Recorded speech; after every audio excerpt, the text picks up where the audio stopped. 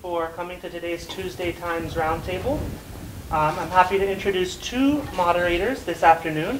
First, we have Elizabeth Sanchez, who's the president of International Solidarity for Human Rights, an organization you'll be learning plenty about this afternoon. Elizabeth is an industrial designer and graduated in Caracas, Venezuela. Entrepreneur, businesswoman, she was a renowned TV figure in the 80s and director of the Simón Bolívar International Airport in Venezuela and a public relations manager for many corporations. Devorah Sasha is executive director of the same organization, International Solidarity for Human Rights, and is an animal science major, graduated in Fort Lewis College in Durango, Colorado, and an editorial assistant of major publishing company in Venezuela and Latin America. In the 80s, she became one of the most famous international singers in Venezuela and recorded more than 10 musical productions during her 20-year career as a singer. Together, they are the authors of the first published International Pocket Guide to Human Rights. I'll let them tell you more about that project and many other things that the organization does.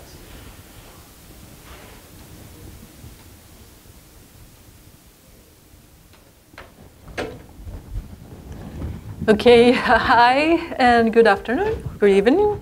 How are you? My name is Deborah, Sasha, and Elizabeth Sanchez Vegas. And we are very, very honored to be here with you to share our passion, because our passion since 2008 has been to educate, to interchange knowledge and talks about human rights. Good afternoon. Hello. Okay. As Deborah said, we are very happy to be here.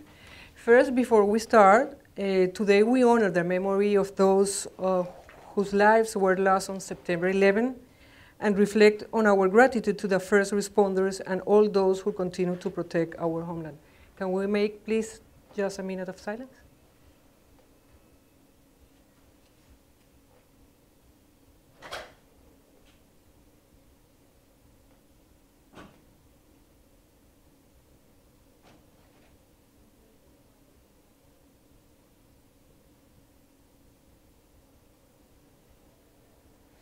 Thank you. Okay, thank you so much.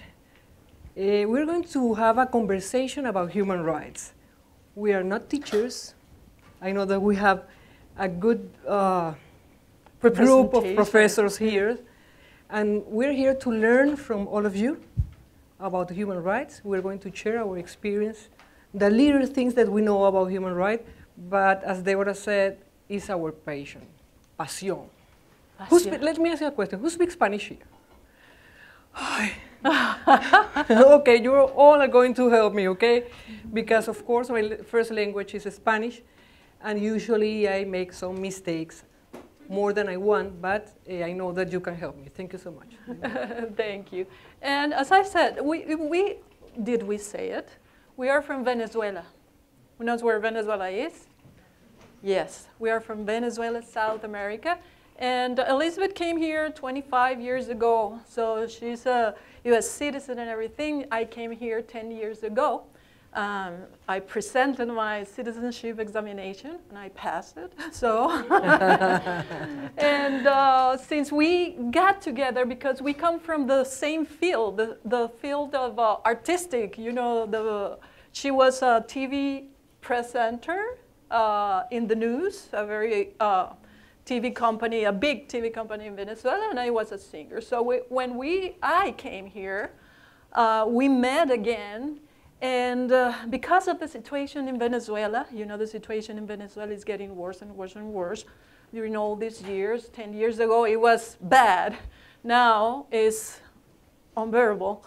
So we got together as Venezuelans, along with Ana Maria Leonardi, who is the other director of the organization, and we said, what can we do? What can we do? Our human rights are being taken away, and what can we do as Venezuelans? What can we do as human beings that are affected by this, you know, taking away of human rights?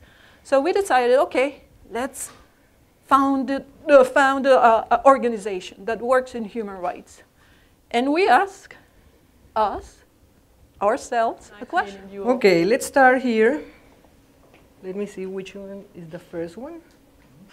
Okay. Okay, this is our organization, International Solidarity for Human Rights, the new generation. But not because we are the new generation, because we want you to be the new generation of human rights defenders and advocates. So the New York Times, How the Human Rights Movement Failed, by Samuel Moyn. Did you read the article? Yes? Yeah. What is your opinion about it? Tell me your opinion. What did you think when you read it and everything? Do you agree? I think in general, when we think of human rights, we usually think of like those monumental stepping stones years prior that happened at critical times, such as the civil rights movement, the women's suffrage movement happening here. But I didn't consider when he was saying that as this country has been changing, so should our idea and our knowledge of what human rights is. And I didn't really think about how like dated the old approach to human rights has been, and how it hasn't really changed, or the idea hasn't really changed since those older times. So I thought that was interesting. Mm-hmm. Okay. Anyone else? Somebody else wants Somebody to share else? their... Okay. So, when I read the article, I got two things that is what we thought when we started our organization. That the human rights movement was monitoring, denouncing human rights violation. And that is all what we know, mostly, about human rights violation on TV, denouncing Human Rights Watch, and what is the other name? Human Rights, Amnesty International, of course. They are in charge of monitoring the human rights violations that are occurring all around the world and giving their statistics yearly, in a yearly basis. But why human rights education? Okay. We asked ourselves three questions. This was in 2018 when we create the organization. What the Universal Declaration of Human Rights was in that moment, we don't have idea. Second, what human rights were. Third, how many human rights we had. We make ourselves those three questions, and we have to go to Google to see, research and everything. Because we don't have idea. I know that we talk a lot about human rights in my country, but I don't have idea how many rights do we have. So, that's the... But look what we found. We found this. The world population is 7.6 billion people.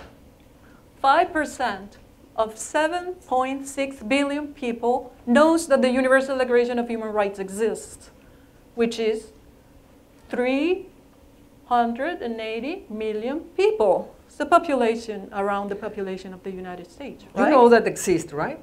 They know that. Okay. And only 1% of that 380 million people have read the Universal Declaration of Human Rights. So 3,800,000 people knows about human rights. So the excuse that we don't have human rights in our language or dialect is not an excuse, because we found this. The Universal Declaration of Human Rights translated into hundreds of languages and dialects, from Abkhaz to Zulu, set a world record for being the most translated document in the world. At present, there are 508 different translations available. Languages? So we have the declaration in every language, almost in every language. So what is the Universal Declaration of Human Rights? Do you know? Come on, it's a book, it's a plaza, it's a movie, it's a movie. Movement, what is it?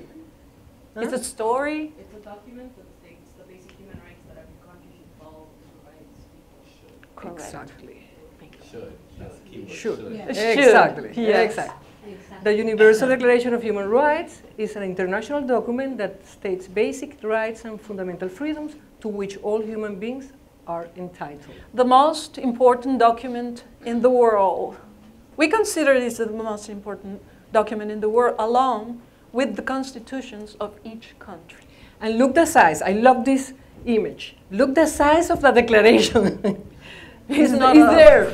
We don't need, 250 books to learn about human rights. It's that size. Okay, another question. So why and when was the Declaration of Human Rights written? Do you have any idea? When it was written? And why? In 1948. Exactly, in During what? What's going on during those? Yes? Exactly. World War II, World War II. So in late 1945, leaders of the world's nations met in San Francisco to form the United Nations to prevent the atrocities that occurred during World War II from ever happening again. About 70 million people, civilians and fighters, were killed, making World War II the deadliest conflict in human history. The extermination by Nazi Germany of over 6 million Jews and persons with disabilities horrified the world. So it was a wow moment. So the world said, we have to do something. More than wow, was a moment. Yes, I think so. Everybody was horrified. So in April 1946, Mrs. Eleanor Roosevelt, widow of President Franklin Roosevelt of the United States, was appointed to chair an interim group of 9 members. One of the primary goals was the development ASAP, as soon as possible, of an international document promoting and encouraging respect for human rights and for fundamental freedoms for all. Look at that image. Let me see how many guys. Let me see. 1, 2, 3, 4, 5, 6, 7, 8. And just one lady over there. Do you know who's that lady? Eleanor Roosevelt. Eleanor, and she didn't have an education from a university. I mean, she was only a woman, stubborn and very, I think, prepared woman, because she has traveled all over the world and seen many things happening. Yeah, so, I would like to invite you later, because we're not going to have the time today, to try to learn a little bit about this wonderful lady. I have a few notes here that I want to share with you. Eleanor Roosevelt was called by many, including President Truman, the first lady of the world. On March 6, 1933, the document was was not written. Exactly. Okay. In March 1933, Eleanor Roosevelt held the first press conference ever held by a first lady. Look what kind of woman we have here. She held 348 women's only press conference to help ensure their jobs during the Depression. 70 years ago, during the trip to the South Pacific, Eleanor Roosevelt represented the Red Cross and traveled 25,000 miles, made 17 stops, and visited about 400,000 servicemen. I don't know if a first lady right now can do that. Yes, and we are in a modern times, we have planes. But wait. Some people said that the Universal Declaration of Human Rights or human rights are a Western thinking. But look, people from all over the world at that time, from different backgrounds, for different religions, China, Russia, Lebanon, France, United Kingdom, Australia, Chile, Canada, sat together to try to come up with a document. On December 10th, 1948, the Universal Declaration of Human Rights was adopted by the 56 members of the United Nations. The vote was unanimous. And at that time, only 56 states. Now, how many countries do we have in the United Nations, represented in the United Nations? 196. 196. And 193 have signed that agree with the Universal Declaration of Human Rights. Of human rights. That means that all those countries support human rights. They don't violate human rights in their countries. Do you think that is true? So, and there is 196 countries, and 193 are in the United Nations representative. So, which countries are not there? United States. No, it is. No, but No, there but is agree with the in the document. council, right? And the council, Right? yes. Okay. The Vatican is not there. Kosovo Kosovo and Palestine. and Palestine. Okay. So, what are human rights? Can you give a definition out of what you think human rights are? Human? Yes. Sort of like basic principles that every single human is entitled to, like safety, things like that. Exactly. Correct. You're right. Human rights are the rights a person has simple because he or she is a human being. Human rights belong to every person in the world from birth until death. That means that you don't have to ask for them. When you're born, you have your rights, your human rights. Another definition for human rights are those basic standards without which people cannot live in dignity. Indignity. That's the word that I want you to remember, indignity. Because it says we are all equal in dignity and rights. So that's very important. So how many human rights do we have? How many? 1,000? You have the booklet. What? 30 human rights. 100? We each own 30 basic human Only rights. 30 human rights. Okay, let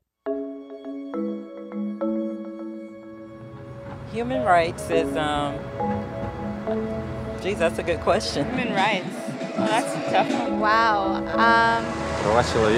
I don't even know how to give that a definition. I would probably have to do a little bit of homework or something. Any right that I think just as a normal, human, The rights that humans have. Oh, that's a very large debate. Tú le puedes preguntar a 20 personas y te van a dar 20 diferentes opiniones. Non saprei, una domanda complicatissima. Guess we just take them for granted that they're there, but we don't even consider what they are.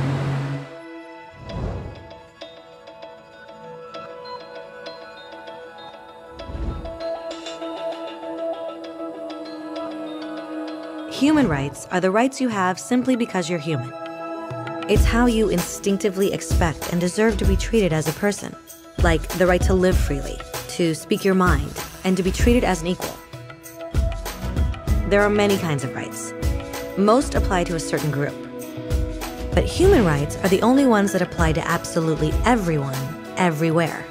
That means kids, old people, poor people, basketball players, garbage men, rappers, teachers, Africans, Indians, Albanians, Christians, Muslims, Kabbalists, atheists, your mom, your dad, your next door neighbor, and you all have the exact same human rights. In other words, they're universal.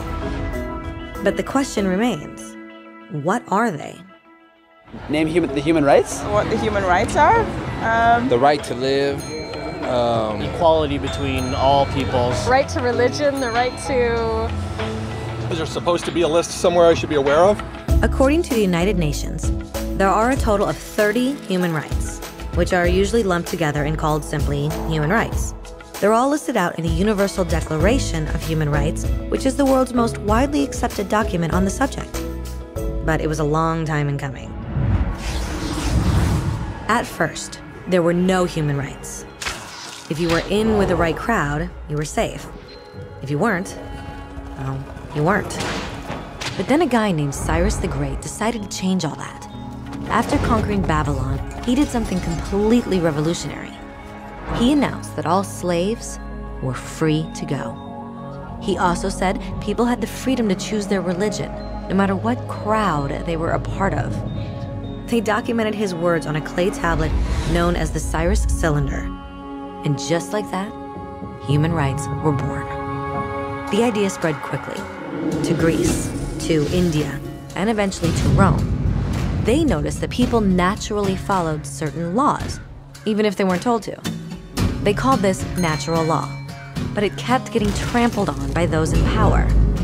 Not until 1,000 years later in England did they finally get a king to agree that no one can overrule the rights of the people, not even a king. People's rights were finally recognized, and they were now safe from those in power. Kind of. It still took a bunch of British rebels declaring their independence before the king got the point that all men are created equal. Which isn't to say he liked the idea, but he couldn't stop them, and America was born. The French immediately followed with their own revolution for their own rights. Their list was even longer, and they insisted that these rights weren't just made up. They were natural. The Roman concept of natural law had become natural rights. Unfortunately, not everyone was so thrilled. In France, a general named Napoleon decided to overthrow the new French democracy and crown himself emperor of the world. He almost succeeded, but the countries of Europe joined forces and defeated him. Human rights was again a hot topic.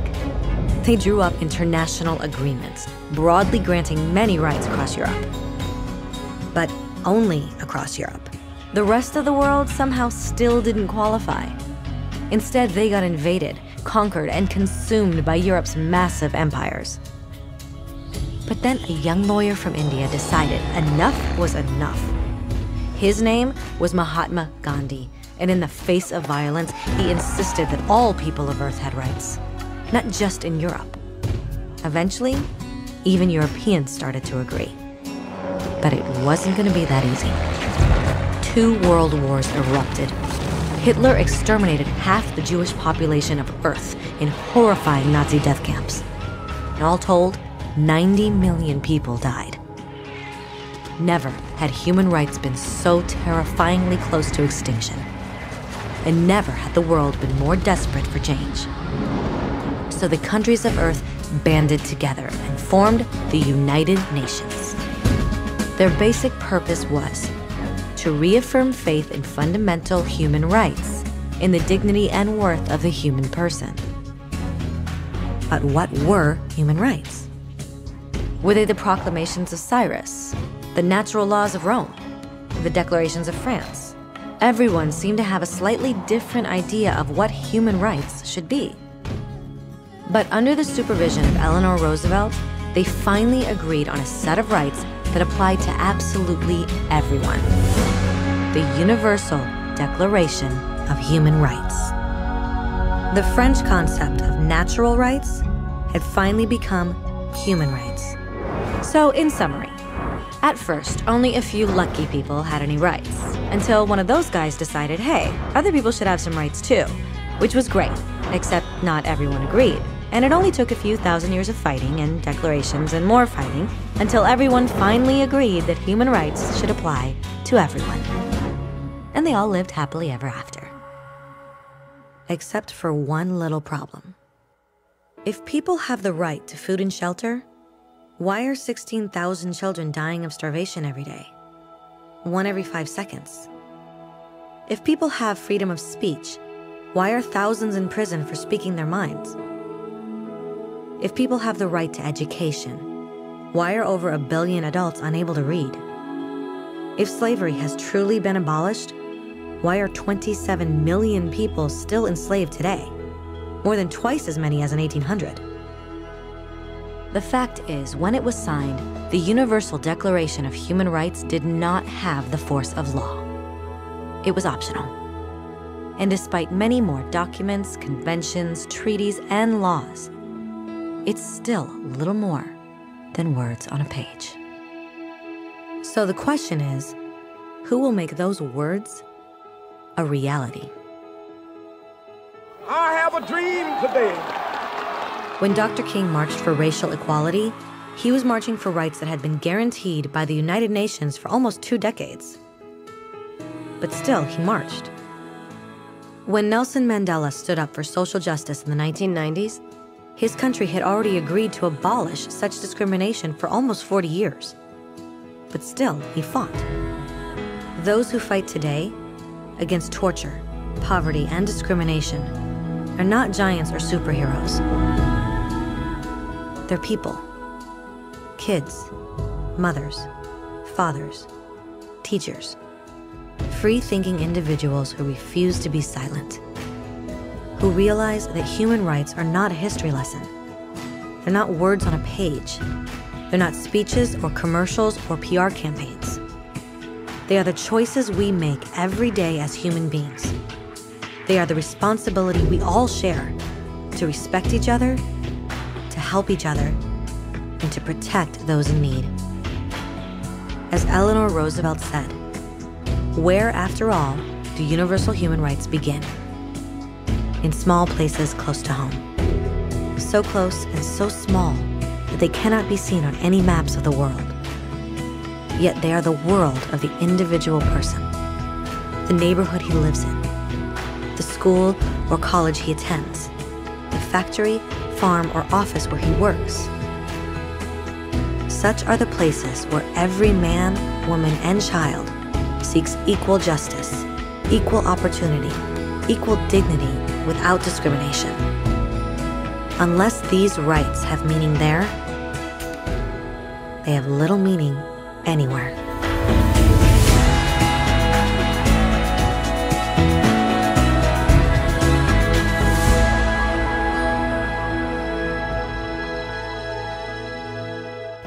Can you mention some human rights? Now you know a little bit more. We have the right, yes? Free speech. Free speech. What else? Education. That's a good one. What else? Access to information. Information, exactly. Here? Food and shelter. That's in the In Constitution. the Constitution, exactly. We have 30. No slavery. No slavery. No slavery. Privacy. Exactly. If I'm not mistaken, you're technically supposed to be able to love and marry anyone. Yes. Yes. Even to marry and to found a family. The right to vote. Very important. And Ellie, Yes. she's up. Now you have the book. Okay. The right to privacy. Exactly. And now you will be part of that 1% of the population. Oh my God, I love this part. We made it. Okay. Knowledge is power. Okay. Do you have your book? If you open the book in the first article number 1, Okay, no, but we need it today because we're going to read. this is a little book we created, the Pocket Guide to Human Rights. It was this size because we wanted to have it all the time in our, purse and pocket and everything, because we need it every day. Okay, I'm going to read article number 1, then please you continue with article number 2. Okay? Article 1, we are all born free and equal.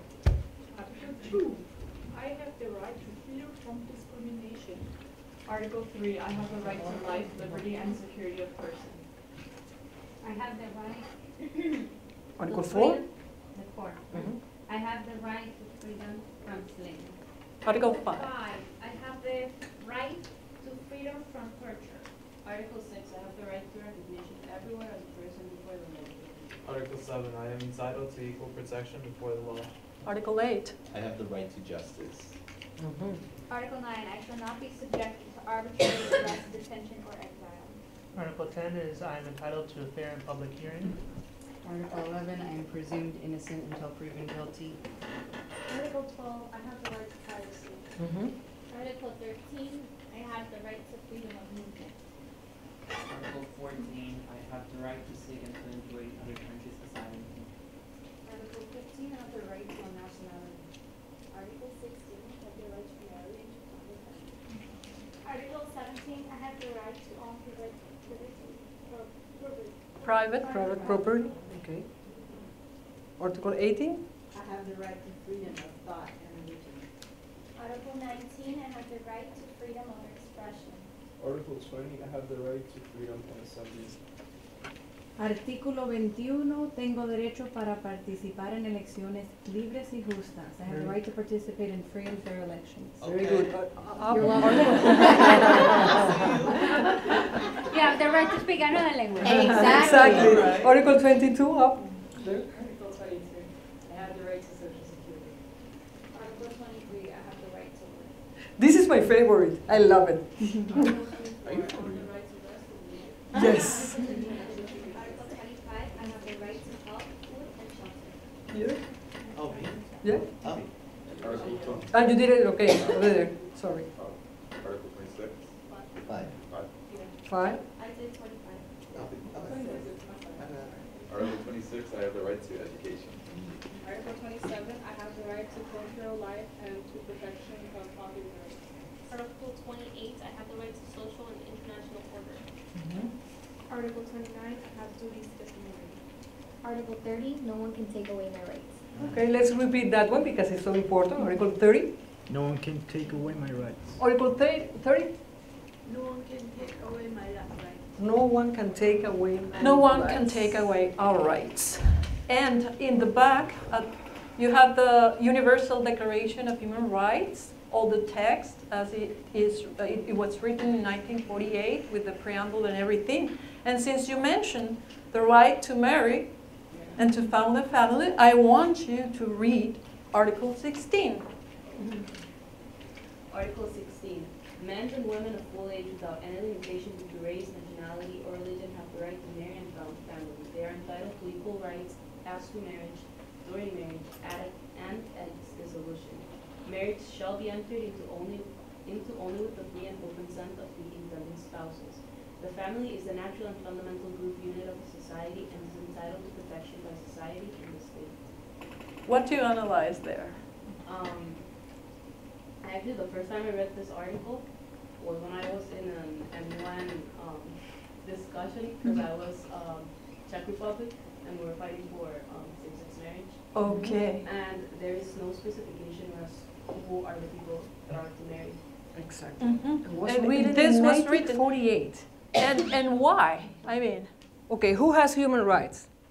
Everyone. Okay. Are human rights only a problem in non-democratic countries? No. Okay. Are human rights being violated in the United States? Of course. Very much so. Okay.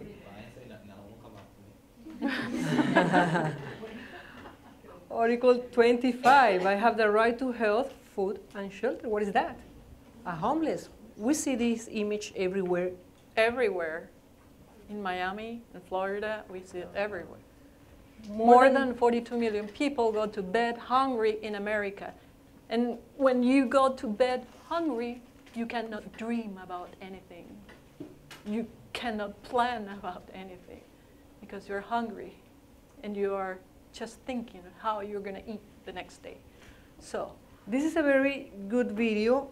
We're not going to watch it today, but if you have time, her name, have you seen this one? Yeah, it's very good about, is it TED Talk? More than 42 million people go to bed hungry in America. It's a very, very nice video. Okay, what about this one? I have the right to freedom from slavery. Do you think slavery exists still today? Can you give us a few examples of, yes, here? Exactly. Yes. Labor trafficking, yes. Prison labor. Mm-hmm.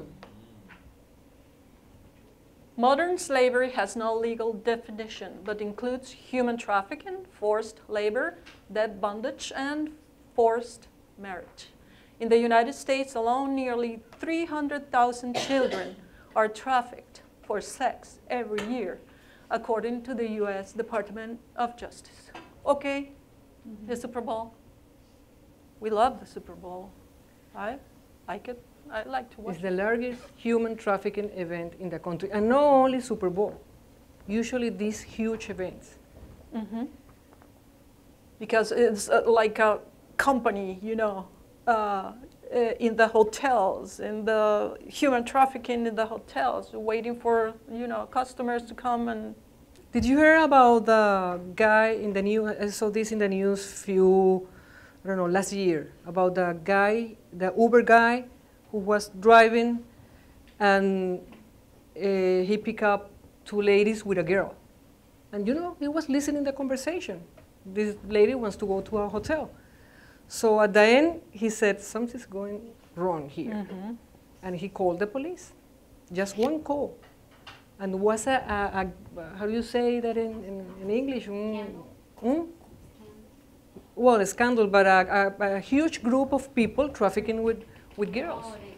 Just one call that the guy made. Okay. Slaves harvest cocoa in West Africa, and it ends up in our chocolate. Usually, I love this word because usually we said, you know, I'm not violating the human rights, but all of us are, how do you say in English, cómplices? Yeah, cómplices. Okay, who like chocolate? Everybody. Where's the chocolate coming from? What the cacao is coming from? The cocoa is coming from many, many, many places where they use child labor in the harvesting of the cocoa. Yeah.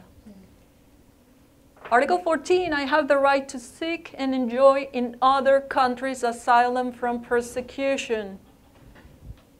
Is that happening? Happening? Something happening here?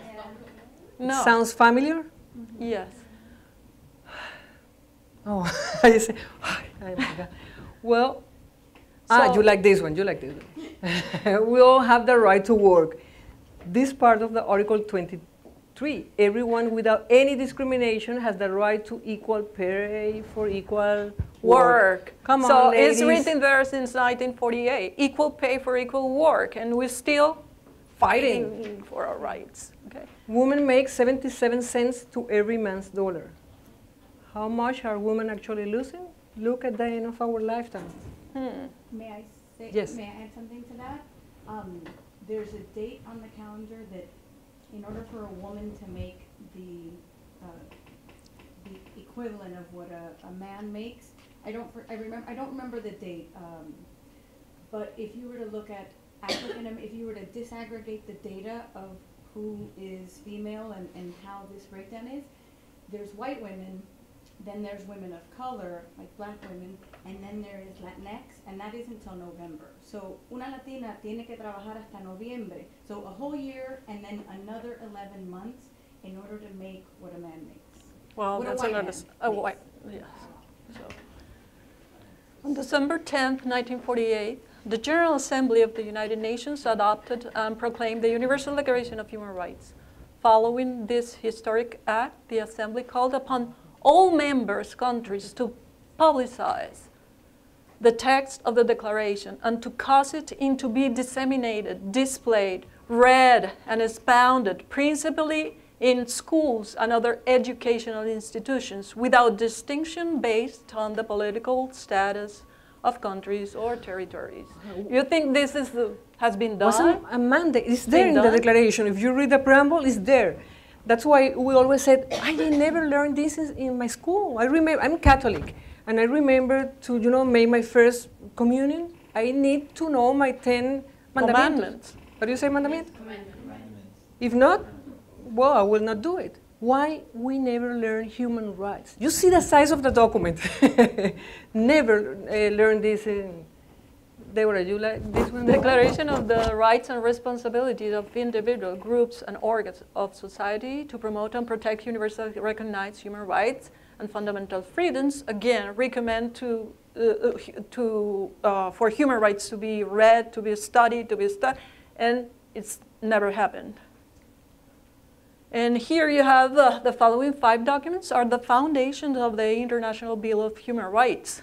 Universal Declaration on the top, International Covenant, an International Covenant, an International Protocol, and second optional protocol, which are important once you are assessing human rights violations. Okay, so as we said, we are here to learn from you. We know what to do. But do you have any, idea or that you can share with us, propose solutions about how to teach human rights or learn or something? Yes. Actually, like you mentioned a moment ago, I've actually mentioned as well. I'm not a very religious person, but I always wonder, like, the kids who aren't religious, who don't have that Sunday school, don't learn those building blocks, where do they learn that kind of stuff other than their parents? So I really feel like it's important to incorporate some kind of EQ learning, emotional learning in the primary school. Here, Ellie. Yes? I think it should be incorporated not just in the schools where like the younger generation will learn it, but also in like public news outlets. So that way generations that are already adults can also see it and learn about it I was going to say educate. There's, like you said, the disparity for the entire population. Most people don't know. So if you educate more, then people will start to think about, hey, I'm not, my right is to this. I'm not thinking about, like, I'm not getting that right that I deserve, and I should do something about it. Exactly. Exactly. Okay, well, yes. And I would expand on what you said and say, not just the rights that I have, but what rights do maybe I have that I'm afforded that maybe I might witness somebody else not being afforded those same rights, right? So how to be an ally and how to speak up for things that we do get to, you know, because like we're here in a beautiful building in this beautiful campus and we have AC, right? But like I parked all the way on the other side of campus, and I'm just thinking, you know, if you don't have the right shoes, if you cannot afford the clothing for shelter, or if you don't have an umbrella, like those things really would make it difficult to get a job, to park and be able to come to this get a campus. house. Yeah, you know, so I mean, I think of recidivism and how if somebody is incarcerated and they are part of that, when they come out, it's a different technological world, which means it's a different information environment, and navigating that can be really tough. Okay. You know, so how can we just think of the benefits that we have? What about just? I think every single one of us that is in this room, we have been afforded privileges that other people don't have. And although the ideal thing would be to have every single person in the world know about the human rights, the reality is that only people who have had access and who currently have an access to an education like this and to programs that offer that are the people who can get educated. So I believe people who right now have that privilege should take it upon themselves and start making actions so that because it's your duty. It's your duty. It's not expecting other people who don't have that privilege to learn it, because most likely they won't have a way to do it. But making sure that you take up the privilege that you already have and try and use it for a greater good for other people to know exactly what's happening. Exactly. What about you as professionals? Forgetting about the education field that we are, you know, we love this, and because this was like a first step. And next, you as a professional, you as a doctor, you as a engineer, biological. What can you do? Can you do something for human rights? Yes. Word of mouth. Teach others, maybe, if what you learned today. But you have few ideas about. Yes, for example, we are artists, and we have incorporated art in all what we do. For example, we have built 3 human rights plazas that are located in the Miami-Dade College in 3 of the campuses, because each plaza represents one article of the Universal Declaration of Human Rights. We have freedom of expression, freedom of movement, and the right not to be discriminated, represented with the sculptures and everything. We invite artists, and they make, you know, the. We have another program in Spain, which is called The Route to Human Rights in the Primitive Way, which is walk the. Do you know about the Way of St. James? The Way. Well, it's a pilgrimage walk in Spain, where you walk certain kilometers and you arrive to another place on foot. I mean, we have traveled to Spain for 5 years, and we have walked each time 340 kilometers. How much is that in? A lot. A lot. And we've been putting plates or plaques? Plaques of human rights representing the articles of the Universal Declaration of Human Rights. For example, we have printed this coloring book for children. Also, each time we go to an elementary school and everything, we teach the children and put them to draw and paint and everything. We have also encouraged the children to write histories about human rights history. El oso Juan, el señor Pepe, this is from Spain. So we encourage the children to make, for example, posters about each one of the human rights. And about education, we have a program in Miami-Dade College where we teach, we do what we are doing here with students, and then the students prepare their own lessons plans and the way you want to teach human rights and go to your community, to teach in your school, to teach in a company, to teach in whatever you want to go in the community to teach. Okay, so, but you're going to share the ideas. I forgot? Yes, the ideas about the ideas is, yeah. The idea is, for example, you are in the medical field, biology or medicine or everything. You can develop a vaccine that saves lives. So you are contributing to... And you're working for human rights. You're working for human rights. Because it's not only work about or study about or educate about human rights. You have to work for human rights, what we do. We work for human rights, and we are passionate about human rights, so we educate from human rights, because human rights is our way of life. So we have a friend who studies matemáticas, that's a terrible word for me, math, and he's working with the United Nations, helping them how to distribute foods in crisis, an emergency. Emergencies. Mm-hmm. So, you can use whatever you are doing right now. Profession you are to teach human rights according to what you do. Okay. So we strongly feel human rights education should be incorporated, this is our thought, incorporated into the students' curriculum, syllabus, and lesson plans. While that happens, it's our responsibility to learn them and spread the word. Our message to everyone is not political. It focuses on education.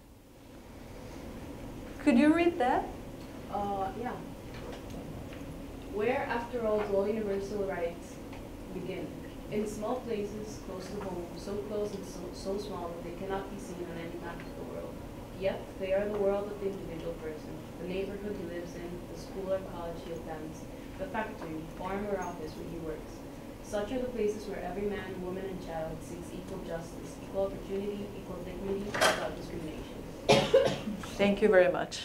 Just a quick thing. Yesterday, yesterday, September 9 was my birthday, thank you.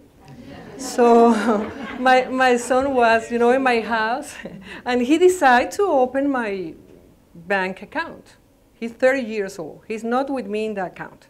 But no, I just want to see how much do you have. You know what I said to him? You are violating, by the way, one of my human rights. Yeah, which one? Right to privacy. As Eleanor Roosevelt said. Usually we're thinking about other countries. When you don't respect my religion, you cannot, practice the same one. But you have to respect me. We have to respect each other. Human rights start there. In small places. In small places, in your house. Done. Done. Thank you so much. Thank you, thank you, thank you.